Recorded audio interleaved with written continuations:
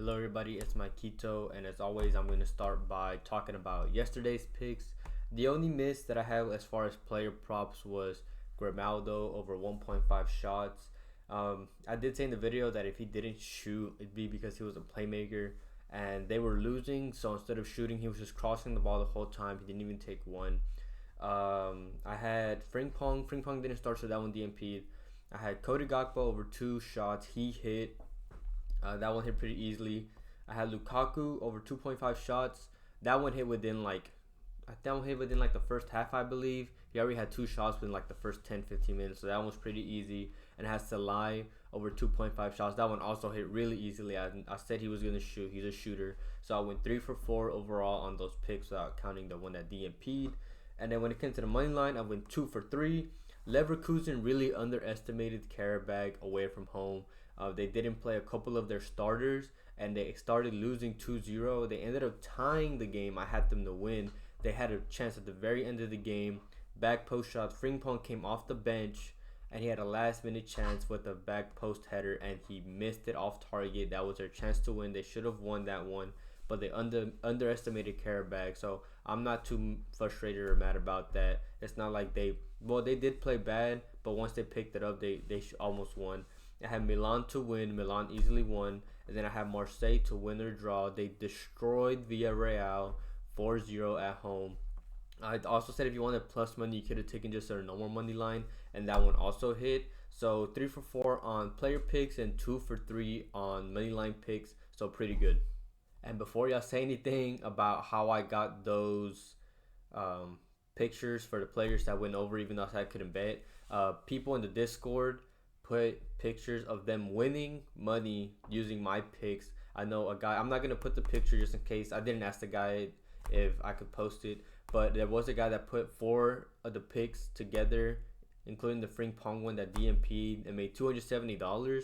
So that's where I got the picks. I just screenshotted those pictures, but people did good with those. It is a small slate tomorrow. Even though they are small, I actually have a lot more picks than I thought that I liked. So for the first one, I have Frederick Rono over 3.5 saves. He plays for Berlin. He's playing away from home, going up against Stuttgart. They're a very weak team defensively. Stuttgart averaged 8.4 shots on target, not shots on target, at home. And most teams at home average the most. Even the best teams in the world, the most they average is like 6. So Stuttgart shoot a lot on target. They're very good. The Stuttgart opposition goalkeepers have gone over in their last 5 games off of just saves alone. That's without counting the ones that go in, and they have scored a lot. He averages 3.43 saves in the season, so I just need him to get 4 and away from home. This one should hit. I like this pick. On the other side of the game, I have Serhou Guirassy over 3.5 shots or 0.5 goals. You can take either one. He averages 3.9 shots at home. I feel like this line should be at 4.0. Especially considering the form that he's in. He came off an injury, but he's played a couple games since then, and he's done really well. He's going against, again, a weak defensive Berlin team, especially away from home. And the reason why I also say you could take his 0.5 goals is because he has 12 goals at home in 8 games in the league, including 2 of them that were off the bench. So he averages way over 1 goal a game. So I like Serhou Guirassy over 3.5 shots or 0.5 goals. And I also have his teammate, Dennis Undav, over 3.5 saves. He averages 4.1 shots at home. He had 4 when he played against them back in October 31st. And I know Undav, in the game he played, he only played him once this season, and because he was injured in one of them. And when one of the games he actually got injured, but he scored within 30 minutes of that game. So I have both of them. They both correlate well. Guirassy and Undav, they're going to be playing up top together. So I have Undav 3.5, and again Guirassy over 3.5 or 0.5 goals. My next pick is Victor Osimhen over 1.5 shots on target, not shots on target. Those are different.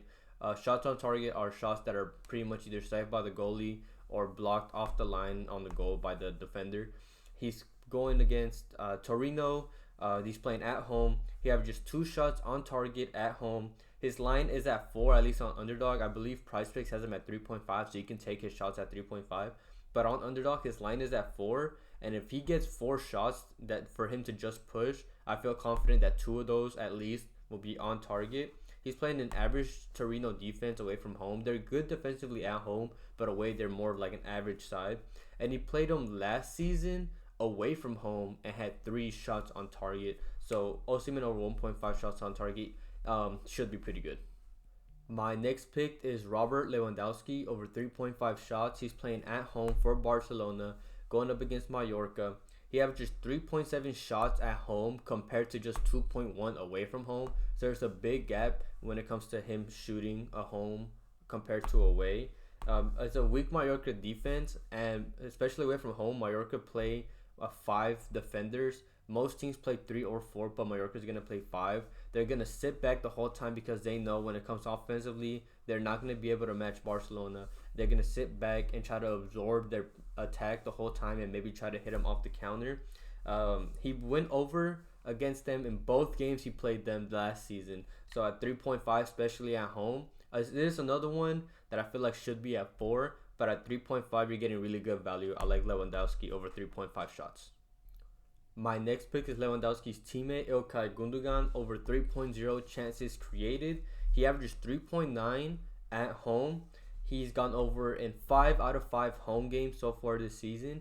And not only that, the main reason why I feel like this is going to go over is because he's going to be the main midfield provider, the one making the attack in the midfield. And the reason for that is because the other 3 main midfielders that do that, Gavi, Pedri, and De Jong, are all injured.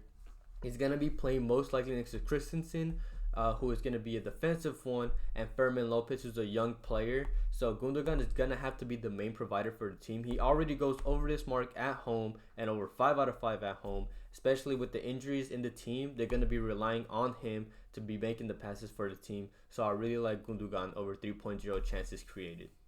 And then I have a couple money line plays for y'all. I have the Barcelona second half three-way money line. The main reason why is because Barcelona they start off really slow at home. They seem to wake up in the second half. They've scored 8 goals in the first half at home compared to 24 in the second half. So I feel like you're getting good value by taking the second half play instead of just the first half play. The only way that they would lose this, I feel like, is like in the first half if they like maybe score 1 or 2 at home and they just don't score again in the second half. But even then, if that happens, I feel like they were still going to score in the second half regardless. So Mallorca, again, another weak defensive team. You can take just their money line if you want to play it safe. But at the second half money line, I feel like you're getting good value considering the fact that Barcelona is where they scored most of their goals in the second half. My second pick is the Napoli money line. You can take them for win or draw, but I feel like this way too juiced for them to win or draw. Osimhen was on international duty, as in he was playing for his country, and ever since he came back in the last 4 games, they've yet to lose. 2 of them were wins and 2 of them were draws, but the last 2 were wins, and at home against an average Torino side. I feel like Osimhen is going to be the main difference in Napoli winning. So I have the Napoli money line. And for my last pick, I have the Stuttgart money line. They've beat them in both games this season. They've played them twice, one in the cup and one in the league, and they're playing at home, so I feel like this should be an easy game for Stuttgart. So I have those 3. Depends how you want to play them. You can mix and match them, but I'm going to put them all into one. And I'm also going to show you how I paired them when it comes to like my underdog player picks. I sorted them the way I sorted them because, for example, if you take Rono over on saves with, for example, Guirassy over on shots, if you take one team's shots, one player, and then the opposition's goalkeeper over as well, you get less of a payout. So I spread them out this way just so you can get the best value when it comes to how you pair them. So I'm going to show you that's how I paired the money lines, and then on this side is how I paired my player props. Thank you everybody for watching. I'm going to try to get this video out as soon as I can because I do have work in the morning. I have to wake up at 5 a.m. so I can go into work. So I need to try to get this out to you guys. But I like all of these picks. Hopefully you guys have a great day. Thank you.